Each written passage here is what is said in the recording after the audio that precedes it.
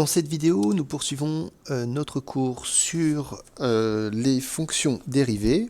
Donc on va voir une propriété fondamentale qui montre l'utilité de la notion de fonction dérivée. Donc on considère ici une fonction f définie et dérivable sur l'intervalle considéré. Et puis on va retrouver une propriété qu'on avait entreaperçue. Quand le nombre dérivé est plus grand que 0, ça veut dire que la tangente monte, et si la tangente monte, vu qu'elle est le long de la courbe, ça veut dire que la courbe monte aussi. C'est-à-dire que quand la dérivée est positive, la fonction est croissante. Inversement, quand la dérivée est négative, ça veut dire que les tangentes descendent, et si les tangentes descendent, ça veut dire que la fonction est décroissante. Autrement dit, nous avons ici une propriété qui nous dit que le sens de variation d'une fonction dépend en fait du signe de sa dérivée. On vous signale au passage que la réciproque est vraie, c'est-à-dire que réciproquement, si une fonction est croissante, la dérivée est positive, si une fonction est décroissante, la dérivée est négative. Mais nous, on va surtout l'utiliser dans le sens qui est indiqué dans la propriété. Ça nous donne une méthode pour étudier les variations d'une fonction. Ça veut dire qu'on va calculer la dérivée de la fonction. Ensuite, on se demandera si la dérivée est positive ou négative pour pouvoir savoir si la fonction est croissante ou décroissante. Donc après avoir noté cette propriété, on note l'exemple. Donc petit 6, exemple d'étude de variation. Et donc, comme annoncé, on a une méthode pour étudier les variations d'une fonction. Alors là, c'est une fonction polynôme du troisième degré. On ne sait pas étudier les variations de manière générale jusqu'à maintenant. Maintenant, on a une méthode. On va dériver cette fonction. Donc, normalement, dans ce genre de questions, on réécrit f de x comme f de x est juste sous nos yeux. Je ne vais pas réécrire f de x ici, mais quand vous le ferez en exercice ou en contrôle, il faudra bien réécrire f de x qui ne sera pas encore écrit sur votre copie. Donc on dérive, la dérivée de x au cube, c'est 3x carré. On n'oublie pas d'écrire le moins qui est devant, il ne va pas disparaître. Ensuite, nous avons la dérivée 18x carré. On rappelle que le coefficient multiplicatif est conservé. Et on va dériver x carré. La dérivée de x carré, c'est 2x. Ensuite, on dérive moins 60x. On conserve le coefficient multiplicateur. Et on dérive x, la dérivée de x, c'est 1. La dérivée de 100, on rappelle, c'est 0, dérivée d'une constante. Comme d'habitude, sur ce genre de calcul de dérivée, on a une petite étape de simplification à faire. Donc ici, 18 fois 2, on trouve 36, 36x, moins 60, et le plus 0, on ne va pas le réécrire. Ensuite, on a besoin d'étudier le signe de cette fonction f'.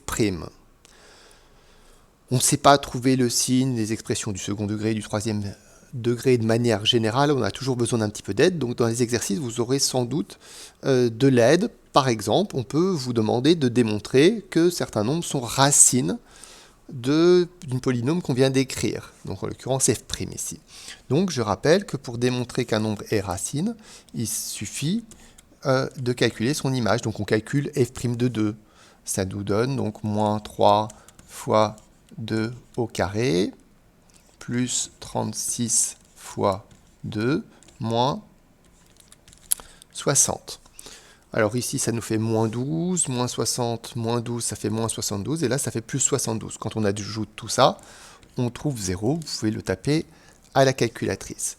Donc, ça veut dire que 2 est bien racine de f'. Et puis, on va également calculer f' de 10, de la même manière. Donc, on a moins 3 fois 10 au carré, plus 36 fois 10, moins 60. Donc ici, ça nous fait moins 300. Là, ça nous fait 360. Et là, moins 60. Quand on ajoute tout ça, on trouve 0. Donc, on a bien prouvé que les nombres 2 et 10 sont bien des racines de f'. Et ça va nous aider à étudier le signe de f'. Alors, pour étudier le signe de f', on va utiliser notre cours sur le second degré, puisque f' est une expression du second degré. On rappelle que ici a est égal à moins 3, ce qui veut dire qu'on a une parabole avec des branches tournées vers le bas. On a deux racines qui sont 2 et 10. 2 et 10. On va donc pouvoir faire le tableau de signes de f'. Donc, le signe de f', donc ici x, on avait une fonction qui était définie sur R, ça veut dire de moins l'infini à plus l'infini.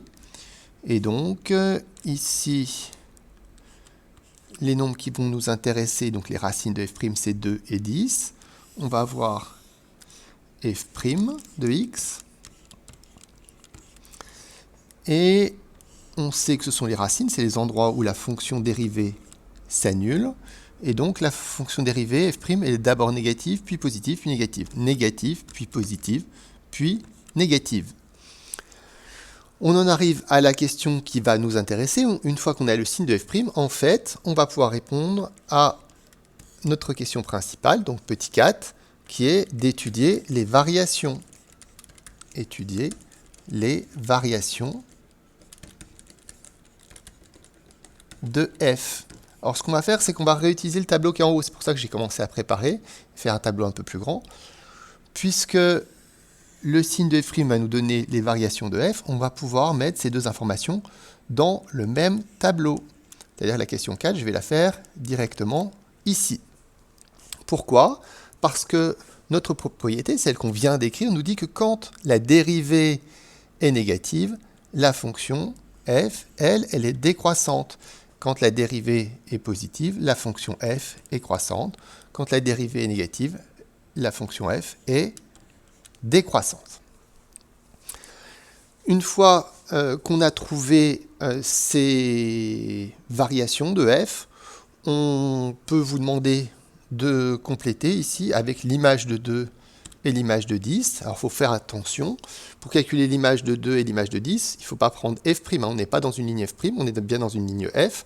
Donc il faut reprendre l'expression de la fonction f. Donc il faut aller, par exemple, si on veut f de 10, remplacer x par 10 dans l'expression qui est là.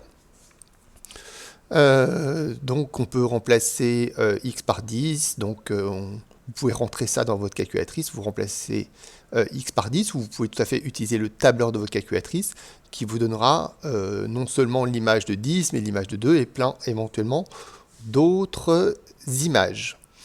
Donc ici pour l'image de 10, vous avez moins 1000 plus 1800, donc on en est à 800, moins 600, ça fait 200, plus 100, ça fait 300. Donc pour l'image de 10, par exemple, on va trouver 300. Je l'écris là sur le côté pour montrer qu'on l'a bien calculé. F de 10 égale 300. Et puis, on pourrait procéder de la même manière pour f de 2. Donc, on calcule. Donc, ici, on a moins 8. Ici, on doit avoir 72. Donc, ça nous fait 64.